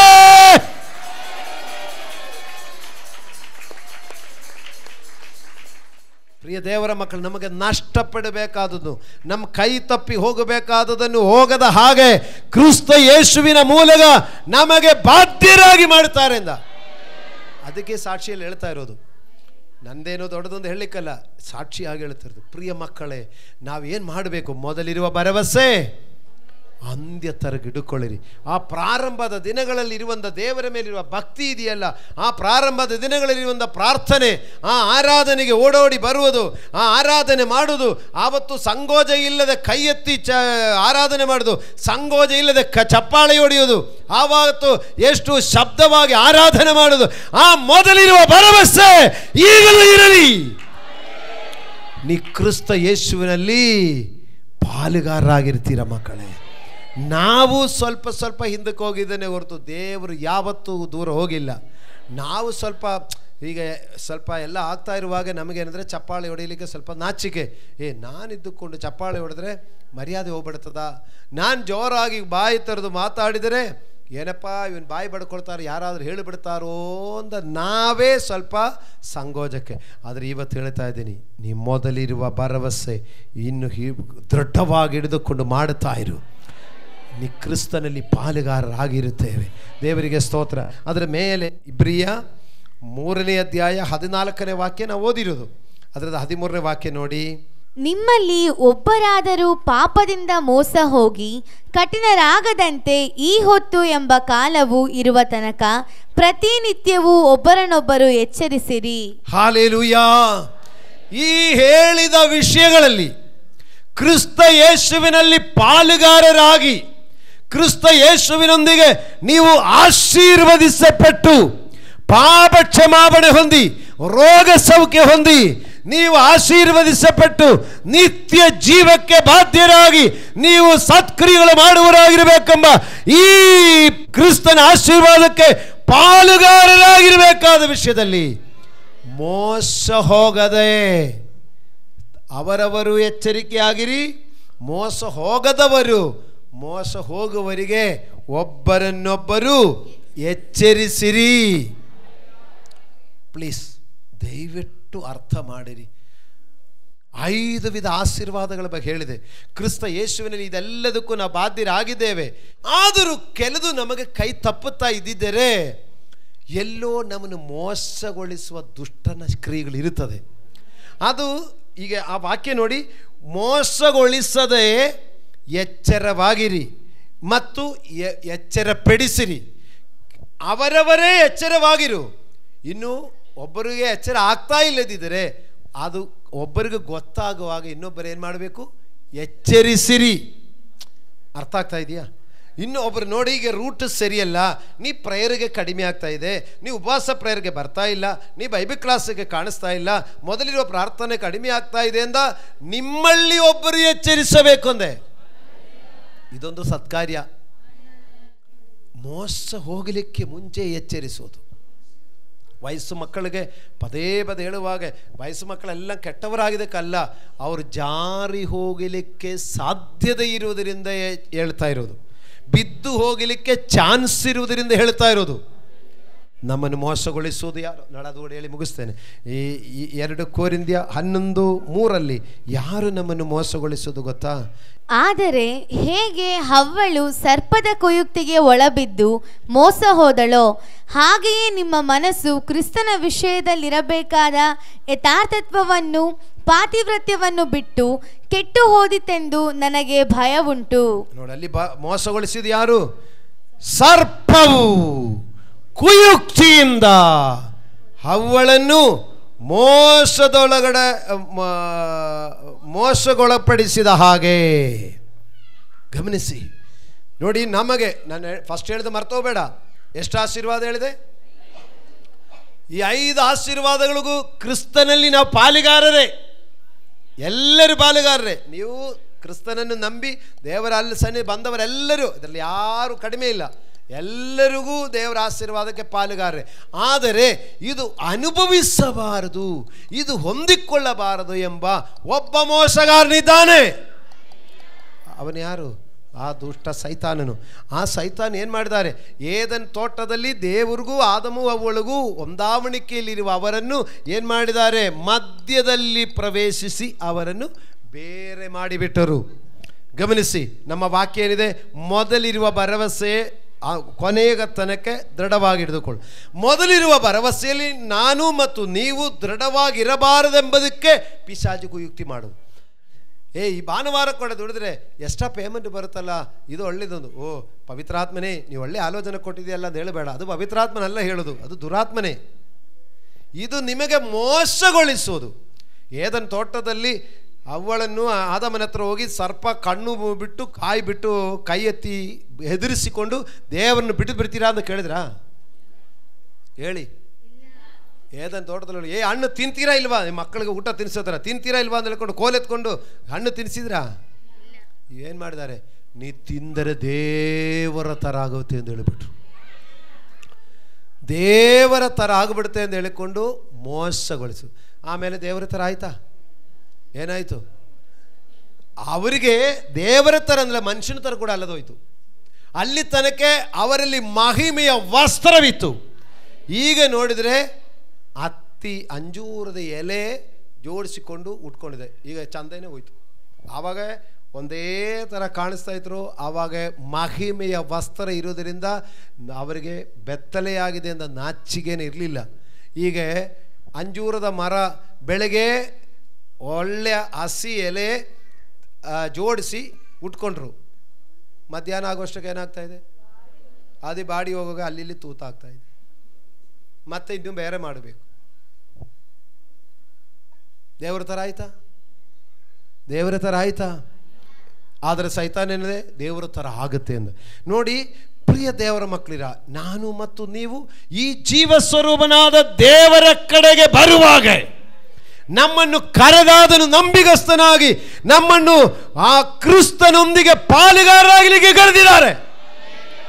ಆದರೆ ಪಾಲುಗಾರರಾಗಬಾರದೆಂಬ ಉದ್ದೇಶಕ್ಕೆ ನಮ್ಮನ್ನು ದೂರ ಮಾಡುವನು ಅವನು ಕುಯುಕ್ತಿ. ಪ್ಲೀಸ್ ದಯವಿಟ್ಟು ನೀವು ಅರ್ಥ ಮಾಡಬೇಕು. ಸರ್ಪದ ಕುಯುಕ್ತಿಗೆ ನೀವು ಒಳಪಡಬಾರದು. ಅವನು ನಮ್ಮನ್ನು ಏಮಾರಿಸೋದು. ದೇವರಿಗೂ ಮನುಷ್ಯನಿಗೂ ಬೇರ್ಪಡಿಸಿಬಿಟ್ಟರು, ದೇವರಿಂದ ದೂರ ಮಾಡಿಬಿಟ್ಟರು. ಲಾಸ್ಟು ಏದನ್ ತೋಟವೇ ಬಿಟ್ಟು ಹೋಗುವಂಥ ಸ್ಥಿತಿ ಬಂದಿತ್ತು. ಪ್ರಿಯ ದೇವರ ಮಕ್ಕಳಿರ, ನೋಡಿ ನಾವು ದೇವರ ಸನ್ನಿಧಿಗೆ ನೀವೆಲ್ಲರೂ ಆ ದೇವಾಲಯಕ್ಕೆ ಬಂದ ಪ್ರಾರಂಭದ ದಿನಗಳಲ್ಲಿ ಆಶೆಯಿಂದನೇ ಬಂದವರು, ನಿರೀಕ್ಷೆಯಿಂದ ಬಂದವರು, ದೇವರಲ್ಲಿ ಭರವಸೆವಿಟ್ಟು ಬಂದವರು. ಆರಾಧನೆ, ಸ್ತುತಿ, ಸ್ತೋತ್ರಗಳು ಮತ್ತು ಆಲಯದ ಒಂದು ಕೆಲಸಗಳಾಗಿದ್ದರೆ, ಒಂದು ಏನಾದರೂ ಒಂದು ಕಾರ್ಯ ಮಾಡೋದಾಗಿದ್ರೆ ಎಲ್ಲದರಲ್ಲಿ ಪರಿಪೂರ್ಣವಾಗಿ ಉಪಕಾರ ಮಾಡೋದರಲ್ಲಿ, ನೀವು ಪರೋಪಕಾರ ಮಾಡೋದರಲ್ಲಿ ಸಂತೋಷವಾಗಿ ಮಾಡಿಕೊಂಡು ಬಂದರು. ಆದರೆ ಯಾವುದರಲ್ಲೆಲ್ಲ ಇವತ್ತು ಕಡಿಮೆ ಆಗಿದೆಯೋ ಅದು ಕಡಿಮೆ ಆಗಲಿಕ್ಕೆ ನಿಮಗೆ ಪ್ರೇರೇಪಣೆ ಕೊಟ್ಟದ್ದು ದೇವರಲ್ಲ, ಅದು ಸರ್ಪದ ಕುಯುಕ್ತಿ. ಇವತ್ತು ತೀರ್ಮಾನ ಮಾಡೋಣ, ದುಷ್ಟ ಸೈತಾನನೇ ಬೇಟು ತೊಲಗು, ನಿನ್ನ ಕುಯುಕ್ತಿ ನನ್ನಲ್ಲಿ ನಡೆಯುವುದಿಲ್ಲ. ಹೇಳ್ತೀರಾ ಇಲ್ವಾ? ನೋಡಿ, ಈಗ 2 ಕೊರಿಂಥಿ 11:3 ತಾನೇ ಓದಿದೆ, 4 ಓದಿ ನೋಡಿ. ಈಗ ಸೈತಾನ್ ಹೆಂಗೆ ನಿಮ್ಮನ್ನು ಮಾಡ್ತಾರೆ ಅಂದ್ರೆ, ಯಾಕೆಂದರೆ ನಾವು ಪ್ರಸಿದ್ಧಿಪಡಿಸಿದ್ದ ಮತ್ತೊಬ್ಬ ಯೇಸುವನ್ನು ನಿಮ್ಮ ಬಳಿಗೆ ಬರುವವರು ಪ್ರಕಟಿಸುವಾಗಲೂ ನೀವು ಹೊಂದದೇ ಇದ್ದ ಬೇರೆ ವಿಧವಾದ ಆತ್ಮ ಪ್ರೇರಣೆಯನ್ನು ಹೊಂದುವಾಗಲೂ ಅವಲಂಬಿಸದೇ ಇದ್ದ ಬೇರೊಂದು ಸುವಾರ್ತೆಯನ್ನು ಕೇಳುವಾಗಲೂ ನೀವು ಸಹಿಸಿಕೊಳ್ಳುತ್ತಿರುವುದು ಬಹು ಆಶ್ಚರ್ಯ. ಹಲ್ಲೆಲೂಯಾ. ಈಗ ಸೈತಾನನು ಗಲಾತ್ಯ ಸಭೆಯವರಿಗೆ ಸರ್ಪದ ಕುಯುಕ್ತಿ ಹೇಗೆ ಅಂತ ಹೇಳಿದರೆ, ನಾವು ಹೇಳದ ಬೇರೊಂದು ಸುವಾರ್ತೆ, ನಾವು ತಿಳಿಸದ ಇನ್ನೊಬ್ಬ ಯೇಸು, ನಾವು ತೋರಿಸದ ಒಂದು ಬೇರೊಂದು ಪವಿತ್ರಾತ್ಮನು. ಗಮನಿಸಿ ನೀವು ನೋಡಿ, ಹಣ್ಣೆಲ್ಲ ತೋರಿಸಿರೋದು, ಯಾವುದೊಂದು ತೋಟದಲ್ಲಿ ಹಣ್ಣು ತೋರಿಸಿದರೆ ಈಗ ಹಣ್ಣು ತೋರಿಸ್ಕೊಂಡು ಬರ್ತಾ ಇಲ್ಲ, ಬೇರೆ ಹೆಂಗೆ ಮೋಸಗೊಳಿಸಲಿಕ್ಕೆ ಕುಯುಕ್ತಿ ಮಾಡಲಿಕ್ಕೆ ಗಲಾತ್ಯ ಸಭೆಯವರಿಗೆ ಪೌಲಪ್ಪೋಸ್ ಹೇಳ್ತಾರೆ, ನಾವು ಹೇಳದ ಬೇರೊಂದು ಸುವಾರ್ತೆ. ನೋಡಿ, ಬೇರೊಂದು ಸುವಾರ್ತೆ, ಅನೇಕರು ಮೋಸ ಹೋಗುವಂಥದ್ದು ಬೇರೊಂದು ಸುವಾರ್ತೆ, ಬೇರೊಂದು ಪವಿತ್ರಾತ್ಮನು, ಬೇರೊಂದು ಯೇಸು. ಹಲ್ಲೆಲೂಯಾ. ನಮಗಾಗಿ ಕ್ರಿಸ್ತನಲ್ಲಿ ಪಾಲಿಟ್ಟಿದೆ. ಪ್ಲೀಸ್, ನೀವು ಮೋಸ ಹೋಗಬಾರದು. ನಮಗಾಗಿ ಕ್ರಿಸ್ತನಲ್ಲಿ ಪಾಲಿಟ್ಟಿದ್ದಾರೆ. ಆ ಕ್ರಿಸ್ತನಲ್ಲಿ ಪಾಲುಕೊಳ್ಳಬೇಕಾದ ನಾವುಗಳು ಆ ಕ್ರಿಸ್ತನಲ್ಲಿ ಪಾಲುಕೊಳ್ಳಬಾರದೆಂಬ ಸರ್ಪದ ಕುಯುಕ್ತಿ, ಇದು ಬೇರೊಂದು ಸುವಾರ್ತೆ. 12ನೇ ಅಧ್ಯಾಯ 7ನೇ ವಾಕ್ಯದಲ್ಲಿ, ನಾನು ನನ್ನನ್ನು ಅತಿಶಯವಾಗಿ ಹೆಚ್ಚಿಸಿಕೊಳ್ಳಬಾರದೆಂದು ಒಂದು ಶೂಲ ನನ್ನ ಶರೀರದಲ್ಲಿ ನಾಟಿದೆಯೋ ಎಂಬಂತೆ ನನ್ನನ್ನು ಗುದ್ದುವುದಕ್ಕೆ ಸೈತಾನನ ದೂತರಲ್ಲಿ ಒಬ್ಬನು ನನ್ನ ಬಳಿಗೆ ಕಳುಹಿಸಲ್ಪಟ್ಟನು. ಇದನ್ನು ನೀಗಿಸಬೇಕೆಂದು 3 ಸಾರಿ ಪ್ರಾರ್ಥನೆ ಮಾಡಿದೆ, ಆದರೆ ನನ್ನ ಕೃಪೆಯೇ ನಿನಗೆ ಸಾಕು ಎಂದು ಉತ್ತರ ಕೊಟ್ಟಿದ್ದೇನೆ ಹೊರತು ಅದರಲ್ಲಿ ನನಗೆ ಪರಿಹಾರವಾಗಲಿಲ್ಲ. ಏನರ್ಥ ಆಯಿತು? ಪಾಸ್ಟರ್, ನೀವು ನಾನು ಹೇಳಿದೆ ಕ್ರಿಸ್ತ ಯೇಸುವಿನಲ್ಲಿ ಪಾಲುಗಾರರು ಅಂದ, ಆದರೆ ಸೈತಾನನು ಒಂದು ಶೂಲ ನನ್ನನ್ನು ಚುಚ್ಚುತ್ತಾ ಇದೆ, ನನಗೆ ಬಿಡುಗಡೆ ಆಗ್ತಾ ಇಲ್ಲ. ಕೆಲ ಕಾರ್ಯಗಳಲ್ಲಿ ನಾನಾಗಲಿ ನೀವಾಗಲಿ ಅತಿಶಯವಾಗಿ ಹೆಚ್ಚಿಸಿಕೊಳ್ಳಬಾರದೆಂದು ಕೆಲ ಕಡಿವಾಣಗಳಿರುತ್ತದೆ. ಕಡಿವಾಣ ಅಂತಾನೆ ಹೇಳೋದು ಕುದುರೆಗೆ. ಅದು ನಮ್ಮ ಮೇಲೆ ಕೋಪಕ್ಕಲ್ಲ, ನಮ್ಮ ಮೇಲೆ ದೇವ್ರಿಗೆ ಇಷ್ಟ ಇಲ್ಲದಕ್ಕಲ್ಲ, ನಮಗೆ ಪಾಲು ಕೊಡಬಾರ್ದು ಉದ್ದೇಶಕ್ಕಲ್ಲ. ಅದು ಕೂಡ ಕೈಗೆ ಸಿಕ್ಕಿಬಿಟ್ಟಿದರೆ ನಾವು ಕಂಟ್ರೋಲೇ ಸಿಗ್ತಾ ಇರಲಿಲ್ಲ. ಅದಕ್ಕೆ ಕಡಿವಾಣಕ್ಕಾಗಿ ಕೆಲವರು ದೇವ್ರು ಏನು ಮಾಡ್ತಾರೆ ಅಂದರೆ ಕೇಳ ಅತಿಶಯವಾಗಿ ಹೆಚ್ಚಿಸಿಕೊಳ್ಳದೆ ಇರಲಿಕ್ಕಾಗಿ. ಅರ್ಥ ಆಗ್ತಾ ಇದೆಯಾ? ನಾವು ಒಂದು ಬಡಸ್ತನದಿಂದ ಒಂದು ಸ್ಟೆಪ್ಗೆ ಬಂದ ಮೇಲೆ ದೇವರು ಇನ್ನೊಂದು ಸ್ಟೆಪ್ಗೆ ನಡೆಸಲಿಕ್ಕೆ ಒಂದು ವೇಳೆ ನಾವು ಹೆಚ್ಚಿಸಿಕೊಂಡು ಇನ್ನು ದೇವರು ಇಲ್ಲ, ಸೇವೇನೂ ಇಲ್ಲ, ಪಾಸ್ಟೂ ಇಲ್ಲ ಅಂತ ಹೇಳಿಬಿಡ್ತಾರೆ ಅಂತ ಹೇಳ್ಕೊಂಡು ದೇವರೇನು ಮಾಡ್ತಾರೆ ಗೊತ್ತು? ದೇವರಿಗೆ ಹೃದಯ ಗೊತ್ತು, ನಮಗೆ ಮುಖಕ್ಕೆ ಮುಖ ನೋಡೋದು, ದೇವರ ಹೃದಯಕ್ಕೆ ಹೃದಯ ನೋಡೋದು. Hallelujah, hallelujah, hallelujah. ಅದು ನೋಡಿ, ಕೆಲ ಕಾರ್ಯಗಳು ಯಾಕೆ ನಮಗೆ ಇನ್ನೂ ನಡೆಯುತ್ತಾ ಇಲ್ಲ, ಯಾಕೆ ಇನ್ನೂ ಆಗ್ತಾ ಇಲ್ಲ ಅಂತ ಹೇಳಿದ್ರೆ, ಕೆಲದು ದೇವರು ನಮಗೆ ಪಾಲು ಕೊಡಬಾರದು ಉದ್ದೇಶಕ್ಕಲ್ಲ, ನಾನು ನೀವು ಅತಿಶಯವಾಗಿ ಹೆಚ್ಚಿಸಿಕೊಂಡು ಹೋಗೋದಿರ್ಲಿಕ್ಕಿರುತ್ತದೆ. ಅತಿಶಯವಾಗಿ ಹೆಚ್ಚಿಸಿಕೊಂಡು ಹೋದರೆ ಏನಾಗ್ತದೆ? ರಕ್ಷಣೆ ನಷ್ಟ ಆಗುತ್ತದೆ. ಭೂಮಿಯಲ್ಲಿ ಹೆಸರಿರುತ್ತದೆ, ಆದರೆ ಜೀವನದಲ್ಲಿ ಮುಂದೆ ದೊಡ್ಡ ಸ್ಥಿತಿ ಬಂದಿರುತ್ತದೆ, ಆದರೆ ರಕ್ಷಣೆಯೇ ನಷ್ಟಪಟ್ಟು ಹೋಗುತ್ತೆ. ಯಾಕೆ ರಕ್ಷಣೆ ನಷ್ಟವಾಗಬಾರ್ದು ಅಂದರೆ ಕೂಡ ದೇವರು ಕೆಲದೇನು ಮಾಡ್ತಾರೆ, ಒಂದು ಲೆವೆಲಲ್ಲಿ ಸ್ಟಾಪ್ ಮಾಡ್ತಾರೆ. ಆವಾಗ ನೀವು ದೇವ್ರ ಮೇಲೆ ಕೋಪ ಮಾಡಬೇಡ, ದೇವ್ರ ಮೇಲೆ ಬೇಜಾರು ಮಾಡಬೇಡ. ಇದು ನಮ್ಮ ಆತ್ಮರಕ್ಷಣೆಗಾಗಿ ದೇವರು ಇಟ್ಟಿದ್ದಾರೆ. ಹಾಲೆಲೂಯಾ. ಮಲಯಾಳದಲ್ಲಿ ಒಂದು ಗಾದೆ ಇದೆ, ಸುಮ್ಮನಲ್ಲ ದೇವರು ಕುದುರೆಗೆ ಕೊಂಬು ಕೊಡದಿರೋದು. ಕುದುರೆಗೆ ಕೊಂಬು ಕೊಟ್ಟಿದ್ದರೆ ಏನಾಗ್ತಾ ಇತ್ತು? ಕೊಂಬಿಲ್ಲದಿದ್ದಕ್ಕೆ ಕುದುರೆನ ಕಂಟ್ರೋಲ್ ಮಾಡಲಿಕ್ಕಾಗಲ್ಲ. ಇನ್ನು ಕೊಂಬು ಕೊಟ್ಟಿದ್ರೆ ಕುದುರೆನ ಹತ್ರಕ್ಕೆ ಹೋಗ್ಲಿಕ್ಕೆ ಆಗ್ತಾ ಇಲ್ಲ. ಅದಕ್ಕೊಂದು ಗಾದೆ, ಸುಮ್ಮನೆಲ್ಲ ಕುದುರೆಗೆ ಕೊಂಬು ಕೊಡದಿರೋದು. ಅದರಿಂದ ನಮಗೂ ಸಹ ಕ್ರಿಸ್ತನಲ್ಲಿ ನಮಗೆ ಪಾಲಿದೆ. ಹೇಳು, ಎದೆ ತಟ್ಟಿಕೊಂಡು ಹೇಳು, ಕ್ರಿಸ್ತನಲ್ಲಿ ನನಗೆ ಪಾಲಿದೆ. ಆದರೆ ಅತಿಶಯವಾಗಿ ಹೆಚ್ಚಿಸಿಕೊಳ್ಳದೆ ಇರಲಿಕ್ಕೆ ಕೆಲದಲ್ಲಿ ದೇವರು ಕ್ರಾಪ್ ಮಾಡ್ತಾರೆ. ಅರ್ಥ ಆಯ್ತಾ? ಅಂದ್ರೆ ದೇವರು ಮರ್ತಿದ್ದಕ್ಕಲ್ಲ, ಆದರೆ ನಾವು ಅತಿಶಯವಾಗಿ ಹೆಚ್ಚಿಸಿಕೊಳ್ಳಿ ತಗ್ಗಿಸಿ ನೋಡಿ. ತಗ್ಗಿಸುತ್ತಾ ಇರುವಾಗ ದೇವರು ಸ್ವಲ್ಪ ಕೂಡ ಫ್ರೀ ಬಿಡ್ತಾರೆ. ತಗ್ಗಿಸಿಕೊಂಡಿರುವಾಗ ಪರವಾಗಿಲ್ಲ, ಎಷ್ಟೇ ಕೊಟ್ಟರು ಅವರು ನನ್ನ ಮಗನೇ ನನ್ನ ಮಗಳೇ, ಅವರು ಹೆಚ್ಚಿಸಿಕೊಂಡು ಹೋಗಲ್ಲ, ಅಹಂಕಾರ ಪಟ್ಟು ಹೋಗಲ್ಲ ಇರುವಾಗ ದೇವರು ನೆಕ್ಸ್ಟ್ ಕೊಟ್ಟಿರ್ತಾರೆ. ಆದರೆ ನಾವು ಸ್ವಲ್ಪ ಸಿಕ್ಕುವಷ್ಟಕ್ಕೆ ನಾವು ಮಿತಿಮೀರಿ ಹೋಗುವಾಗ ದೇವರು ಕಂಟ್ರೋಲ್ ಮಾಡ್ತೇವೆ, ಸಾಕು ಇಷ್ಟಕ್ಕೆ ಇರಲಿ ಇವರು ಅಂತ. ಅದರ ಅತಿಶಯವಾದ ಆ ಆಶೀರ್ವಾದಗಳಿಗೆ ಪಾಲುಗೊಳ್ಳಲಿಕ್ಕೆ ದೇವರಿಗೆ ಸ್ತೋತ್ರ.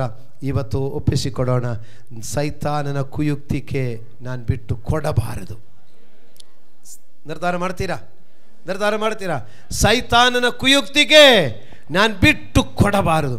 ಆ ಸೈತಾನನ ಕುಯುಕ್ತಿಯಿಂದ ನನ್ನನ್ನು ವಂಚಿಸಿ ನನಗೆ ಸಿಕ್ಕಬೇಕಾದ ಕ್ರಿಸ್ತನಲ್ಲಿರುವಂಥ ಪಾಲುಗಳು ಸಿಕ್ಕದ ಹಾಗೆ ನನ್ನನ್ನು ನಷ್ಟಪಡಿಸಬಾರದು. ಪ್ರಿಯ ದೇವರ ಮಕ್ಕಳಿರ, ಬೇರೊಂದು ಸುವಾರ್ತೆ, ಬೇರೊಂದು ಯೇಸು, ಬೇರೊಂದು ಅಭಿಷೇಕ ಅಂತ ಹೇಳಿ ನಾವು ಮೋಸ ಹೋಗಬೇಡ.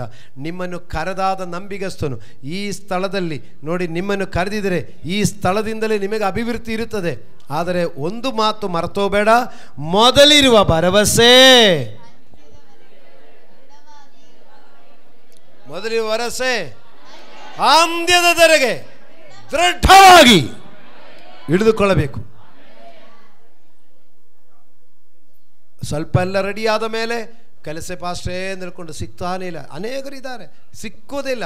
ಕೆಲಸ ಪಾಸ್ಟೇ ಬಿಡುವೇ ಇಲ್ಲ ಬಾಸ್ಟ್ರೆ, ಬಿಡುವೇ ಇಲ್ಲ ಬಾಸ್ಟ್ರೆ.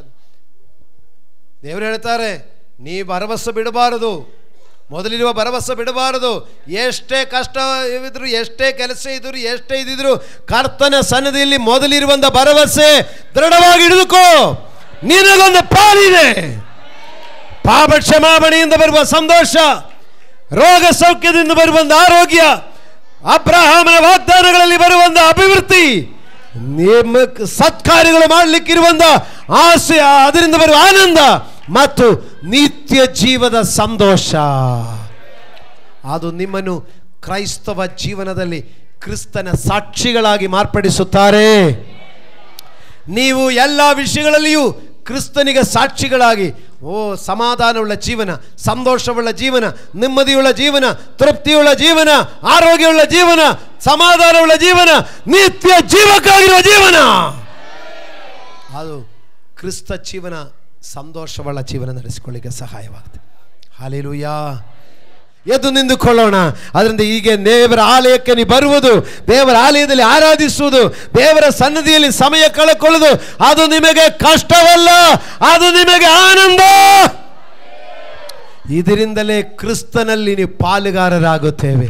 ಪ್ರಾರ್ಥಿಸೋಣ. ಒಬ್ಬರು, ಸರ್ವಶಕ್ತನಾದ ತಂದೆಯಾದ ದೇವರೇ, ಈ ಸಭೆಯ ಒಂದು ಕುರುಬನಾಗಿದ್ದುಕೊಂಡು ಈ ಸಭೆಯ ಮಕ್ಕಳಿಗಾಗಿ ಒಂದು ಕುರುಬನ ಸ್ಥಾನದಲ್ಲಿದ್ದುಕೊಂಡು ಕರ್ತನೇ, ನಾನು ನಿಮ್ಮಲ್ಲಿ ಬೇಡಿಕೊಳ್ಳುತ್ತೇನೆ, ನಿನ್ನ ಮಕ್ಕಳು ಸೈತಾನನ ಕುಯುಕ್ತಿಗೆ ಒಳಪಟ್ಟು ಹೋಗದ ಹಾಗೆ ದೇವರೇ, ಸೈತಾನನ ವಂಚನೆಗೆ ಮಕ್ಕಳು ಯಾರು ಒಳಪಟ್ಟು ಹೋಗದ ಹಾಗೆ ಕರ್ತನೇ, ನಿಮ್ಮಲ್ಲಿರುವ ಸಂಪೂರ್ಣ ಆಶೀರ್ವಾದಗಳಿಗೂ ಮಕ್ಕಳು ಪಾಲುಗಾರರಾಗಲಿಕ್ಕಾಗಿ ಈ ಸಭೆಯನ್ನು ನಿಮ್ಮ ಹತೋಟಿಗೆ ಸಮರ್ಪಿಸುತ್ತೇವೆ.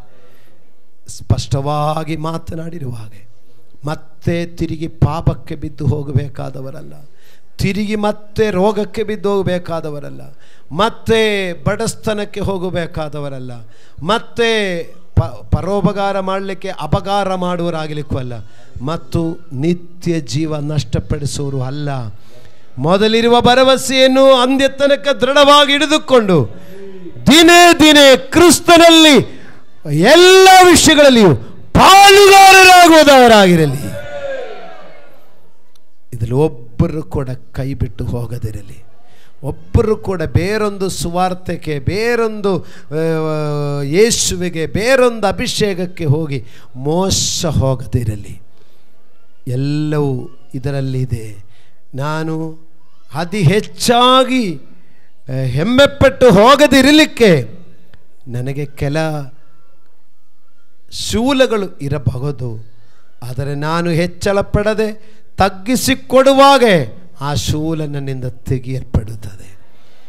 ದೇವರೇ, ಮಕ್ಕಳು ಇಷ್ಟು ಕಾಲಗಳಾಗಿದ್ದರೂ ನನಗೆ ಬಿಡುಗಡೆ ಇಲ್ಲ ಎಂದಿರುವವರು ಎಲ್ಲಾದರೂ ತನ್ನನ್ನೇ ಹೆಚ್ಚಿಸಿಕೊಂಡು ಹೋಗಿದೆಯೋ, ಅತಿ ಹೆಚ್ಚಾಗಿ ಹೊಗಳಿಕೊಂಡು ಹೋಗಿದೆಯೋ, ಎಲ್ಲಾದರೂ ಮಿತಿಮೀರಿ ಹೋಗಿದೆಯೋ ಎಂಬುದನ್ನು ನೀ ಸ್ವಪ್ನಗಳಲ್ಲಿ ಮಾತಾಡು, ದರ್ಶನಗಳಲ್ಲಿ ಮಾತಾಡು, ಕನಸುಗಳಲ್ಲಿ ಮಾತಾಡಿ.